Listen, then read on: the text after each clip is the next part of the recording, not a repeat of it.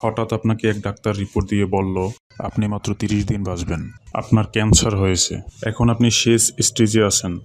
এটা শুধু আপনিই জানেন, আপনার পরিবার কিংবা বন্ধুবান্ধবরা কেউই জানে না। এখন এই রিপোর্ট পাওয়ার পরে আপনি বাসায় গেলেন।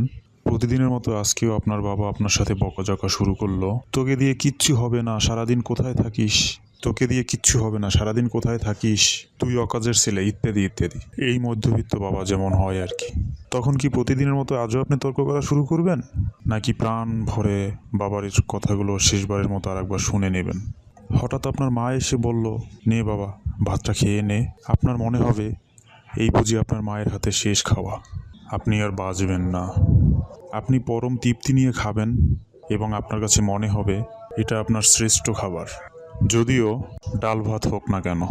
আপনি বের হলেন, পুরনো এক বন্ধুর সাথে দেখা, আপনি যাকে মোটেও সহ্য করতে পারেন না, সব সময় তার সাথে কথা কাটাকাটি হয়, আজকেও সে আপনাকে কিছু কথা শুনিয়েও দিল। আচ্ছা, এখন কি আপনি তার সাথে তর্ক শুরু করে দেবেন? মোটেও না। আপনি হয়তো তাকে জড়িয়ে ধরবেন এবং বলবেন, দোষ, ভালো থাকিস।